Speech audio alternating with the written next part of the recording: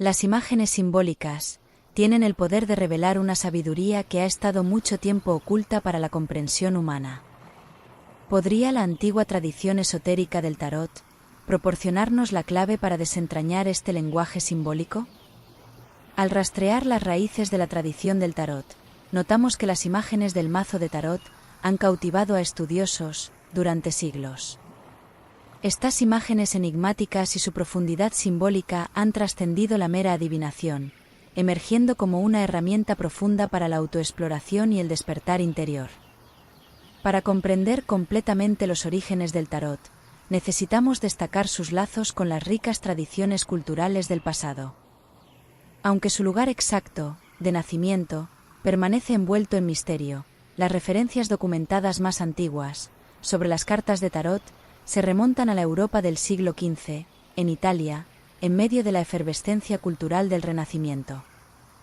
Los primeros mazos de tarot conocidos surgieron entre 1440 y 1450 en Milán, Ferrara, Florencia y Bolonia. Estas primeras cartas, conocidas como los mazos Visconti Sforza, fueron encargadas por familias italianas ricas y adornadas con obras de arte que reflejaban los ideales humanistas de la época. Algunos estudiosos, como Antoine Court de Hebelin, trazaron paralelos entre los arcanos del tarot y el lenguaje simbólico encontrado en los jeroglíficos egipcios. Sin embargo, su principal fuente era un libro egipcio que, en su época, no habría podido leer, porque no comprendía el idioma egipcio, aún no descifrado. A medida que el tarot viajó a través de los siglos, evolucionó, absorbiendo las marcas culturales de las tierras por las que pasó. En Francia, los primeros mazos de tarot fueron hechos por la familia de grabadores Dodal, comenzando con el mazo de Minchiate de François de Pouilly a finales de la década de 1650. Además de estos primeros ejemplares, la primera generación de mazos de tarot franceses apareció alrededor de 1740 y retrataba animales en los triunfos, siendo llamados tir tarot, con tir significando animal en alemán. Fue así como el tarot de Marsella surgió y comenzó a difundirse por toda Europa. En Suiza y en algunas regiones del sur de Alemania, el tarot de Marsella asumió una forma única conocida como tarot de Besançon. No obstante, fue durante los siglos XVIII y XIX que las dimensiones esotéricas del tarot comenzaron a desplegarse, a medida que ocultistas y místicos se sumergían en sus profundos simbolismos.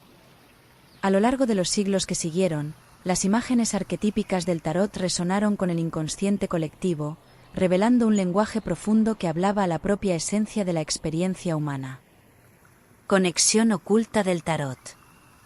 En la era renacentista, a medida que las filosofías ocultas occidentales echaban raíces, el tarot surgió como un mapa prominente para la exploración de la naturaleza de la realidad y de la conciencia humana. Figuras como Marsilio Uficino, jefe de la Academia Platónica de Florencia, abrazaron las claves simbólicas embebidas en el tarot. Los arcanos mayores eran vistos como portales hacia los misterios de la existencia. Paralelamente, Christopher Paul descubrió la filosofía platónica incorporada en las imágenes y la construcción del tarot de Marsella. Esta revelación lo impulsó a una profunda investigación, desenterrando conexiones entre el arte florentino, la aristocracia, la familia Medici, Marsilio Uficino, Botticelli y los fundamentos filosóficos del Renacimiento italiano. Esta investigación está magistralmente presentada en su libro The Esoteric Tarot. En The Esoteric Tarot, él y su coautor, Peter Mark Adams, elucidaron sus jornadas de descubrimiento de dos aspectos extremadamente contrastantes de los mazos de tarot: el sombrío paisaje ritual del elitista tarot de Sola Busca y el luminoso y popular tarot de Marsella. Sin embargo, fueron grupos como la Orden Hermética de la Aurora Dorada en la Gran Bretaña del siglo XIX quienes codificaron y expandieron firmemente las asociaciones ocultas del tarot. Los documentos fundamentales de la Orden original de la Aurora Dorada, conocidos como manuscritos cifrados, fueron escritos en inglés utilizando la cifra de Tritemius. Estos manuscritos proporcionaban esquemas específicos de los rituales de graduación de la orden y prescribían el currículo de enseñanzas graduadas que abarcaban la cábala hermética, astrología, tarot, geomancia y alquimia. Bajo la guía de adeptos como S. L. MacGregor Mathers y Dr. Edward W. Berry, las imágenes del tarot se convirtieron en un léxico para explorar la arquitectura oculta del universo y del yo no iniciado. Los símbolos de cada carta, sus números, conexiones astrológicas y formas geométricas se interconectan, mapeando la travesía del ego desde la conciencia limitada hacia la iluminación de la verdadera naturaleza divina del individuo. El tarot surgió como una cifra ilustrada con la capacidad de despertar facultades intuitivas y desbloquear el potencial psíquico latente en los iniciados de la Orden Hermética de la Aurora Dorada. La inmersión en su sistema simbólico era vista como un medio potente para expandir la conciencia y alcanzar la unión con el yo superior. Así, en el renacimiento ocultista del siglo XIX, el tarot emergió como mucho más que un mero truco de adivinación. Se convirtió en un mapa simbólico para iluminar la conciencia, una visión de la estructura oculta del universo y el camino hacia la trascendencia espiritual. Esta poderosa esencia esotérica garantizó que los símbolos del tarot resonaran en las modernas tradiciones ocultas. El legado del tarot de la Aurora Dorada continuó en todas las órdenes esotéricas que adoptaron y expandieron el sistema simbólico del tarot. Ninguna tuvo un impacto más profundo que la Orden Hermética de la Aurora Dorada, fundada en 1888 por S. L. MacGregor Mathers y otros. Este grupo ocultista británico mapeó meticulosamente las imágenes del tarot en una estructura cabalística.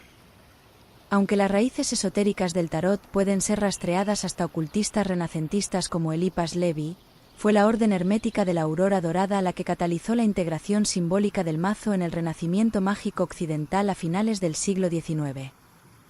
La Aurora Dorada se basó en los manuscritos cifrados de Kenneth Mackenzie para crear una nueva orden integral, sintetizando la magia ceremonial, la cábala, la astrología y otras tradiciones arcanas. Central para esta visión fue el establecimiento de una estructura simbólica revisada para el tarot, basada en el trabajo anterior de Eliphas Levi, que mapeaba los triunfos del tarot con el alfabeto hebreo y el árbol de la vida cabalístico.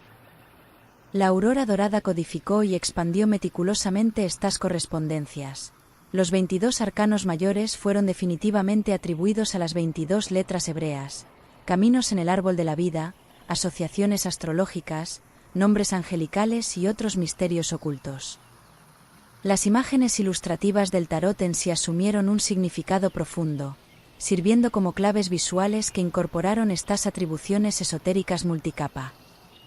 El loco, por ejemplo, ejemplificaba la chispa divina del yo, mientras que el mago representaba las fuerzas elementales ligadas a la primera letra hebrea.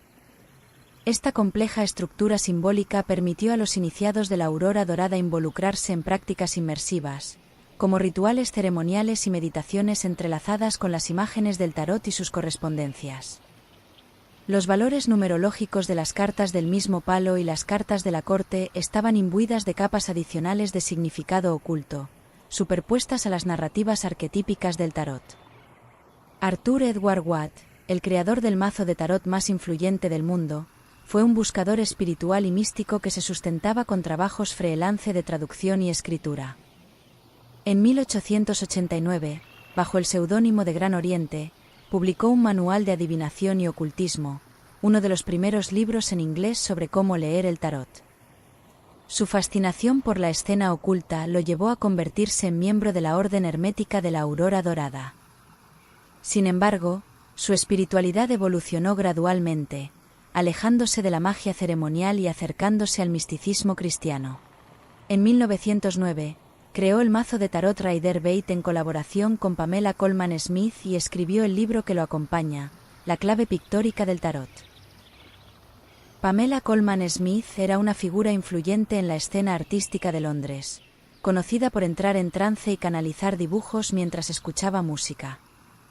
Watt eligió a Smith para ilustrar su mazo de tarot debido a su talento, a la afiliación común en la Aurora Dorada y porque creía que sus habilidades de clarividencia ayudarían a captar las verdades místicas más elevadas que él intentaba transmitir. Smith investigó en el Museo Británico, tomando algunas imágenes directamente del mazo Sola Busca del siglo XV en la colección del museo, notablemente el 3 de espadas y el 10 de bastos. El mazo contiene muchos ecos del estilo de ilustración de Smith, mostrando que ella tuvo una buena dosis de autonomía en la creación de las imágenes de los arcanos menores. Aunque tanto Watt como Smith eran miembros de la Aurora Dorada, no crearon un mazo de la Aurora Dorada. Basaron sus imágenes de los arcanos mayores en el simbolismo egipcio de Eliphas Levi y Paul Christian y en las atribuciones astrológicas de la Aurora Dorada.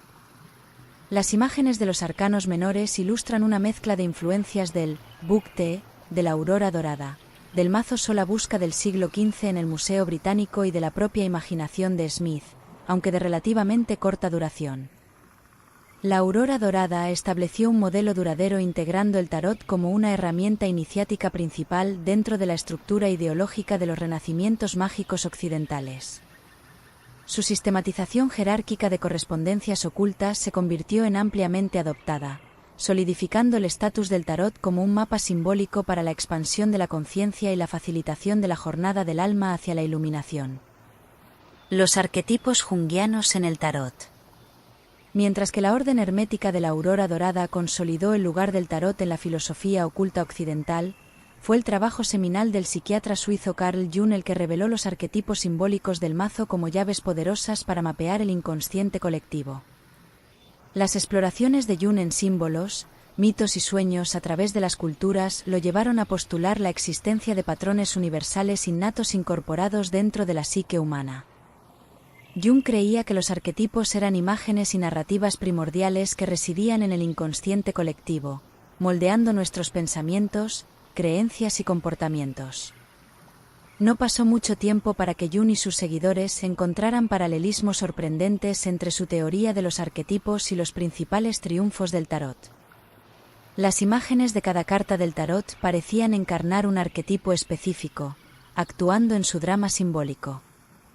Por ejemplo, el loco representa el arquetipo del niño divino, un estado de pura inocencia, potencial y espíritu libre no vinculado por construcciones sociales. El emperador refleja el arquetipo del sabio, representando la sabiduría patriarcal y el establecimiento del orden en medio del caos. De la misma manera, la suma sacerdotisa se alinea con la figura de la diosa o ánima, representando el principio femenino intuitivo y misterioso, equilibrando lo racional masculino. El hierofante, con su alineamiento ritualístico consciente, refleja el arquetipo del logos, que estructura las tradiciones sagradas. La jornada del loco a través de las etapas de los arcanos mayores refleja el proceso de individuación, integrando elementos inconscientes en la conciencia para alcanzar la totalidad psíquica. Cartas de transición como la muerte y el colgado representan los ciclos arquetípicos de destrucción y renovación necesarios para el crecimiento. El propio Jung se involucró profundamente con el simbolismo del tarot, reconociendo su profunda utilidad como un espejo introspectivo de las estructuras de la psique inconsciente. En sus estudios sobre cuestiones personales y culturales, utilizó imágenes del tarot como ejemplares simbólicos. Por ejemplo, la carta del mago, cuyo simbolismo se alinea con el arquetipo del tramposo, representa la fuerza desenfrenada. La rueda de la fortuna incorpora el arquetipo de los patrones cíclicos y de las leyes kármicas que gobiernan la transformación. Sus movimientos en sentido horario y antihorario sugieren la interacción del orden y el caos, simbolizando los ciclos de nacimiento, muerte y renovación. La justicia personifica una fuerza arquetípica racional, la aplicación de leyes universales y morales, equilibrando intereses concurrentes para la armonía. Simultáneamente, su espada afilada evoca el arquetipo de la divina femenina protectora, pero también severa. El diablo representa el arquetipo de nuestros instintos carnales primitivos como la avaricia, la violencia y la lujuria, liberados de los frenos de la conciencia superior. Sin embargo, también simboliza el arquetipo de la adversidad que debe ser superada a través de la concienciación y la individuación. Incluso los arcanos menores pueden ser vistos a través de una lente arquetípica. Las copas corresponden al arquetipo de las emociones, relaciones e intimidad, mientras que los oros se relacionan con el arquetipo de la manifestación material y experiencias sensoriales. Jung percibió la obra completa del tarot como un mapa abarcador de los arquetipos psíquicos, un espejo simbólico que refleja tanto el inconsciente personal como el colectivo. Esta realización fundamental abrió un dominio enteramente nuevo para la aplicación del tarot, más allá de sus fundamentos en el ocultismo. Abrazando el poder del tarot, vimos cómo la evolución del tarot fue guiada por dos corrientes centrales: sus raíces en la filosofía oculta occidental y sus paralelismos simbólicos con las teorías de Jung sobre arquetipos y la psique inconsciente. Pero, ¿puede el tarot realmente revelar percepciones profundas sobre el yo y el destino? La evidencia sugiere que sí. Los meticulosos sistemas iniciáticos desarrollados por grupos como la Orden Hermética de la Aurora Dorada demuestran el poder del tarot como una herramienta para expandir la conciencia y alcanzar una comprensión más elevada. Cuando se utiliza correctamente, la inmersión en la simbología intrincada del mazo, ligada a la astrología, la cábala y otras tradiciones esotéricas, permitió a los adeptos de la Aurora Dorada transformar profundamente su perspectiva y relación con la arquitectura oculta del universo. Similar a esto, el propio Jung se involucró profundamente con las imágenes del tarot en su trabajo de amplificación de patrones arquetípicos entre culturas y dentro de la psique individual. Los arcanos mayores proporcionaron llaves simbólicas que permitieron a Jung desarrollar su teoría fundamental de la individuación, el proceso de integración de elementos inconscientes en la conciencia para alcanzar la totalidad psíquica. Para Jung, la jornada del loco a través de los arcanos mayores reflejó el propio proceso de integración de dualidades y confrontación con fuerzas arquetípicas dentro de la propia psique. Meditar sobre las narrativas simbólicas de cartas como el colgado, la muerte y la templanza ofreció insights sobre ciclos de destrucción y renovación necesarios para la autoactualización. Así, el tarot no es solo un juego de adivinación, sino una herramienta poderosa que puede ofrecer una visión profunda sobre el yo y el destino. Tanto los sistemas iniciáticos desarrollados por la Aurora Dorada como las exploraciones de Jung muestran cómo el tarot puede ser utilizado para expandir la conciencia, promover la transformación personal y revelar las estructuras profundas del inconsciente humano. Al integrar estas prácticas en su vida, muchos encuentran un camino hacia una comprensión más profunda de sí mismos y de su lugar en el universo. Muchas gracias por asistir y hasta la próxima. Gracias y bendiciones.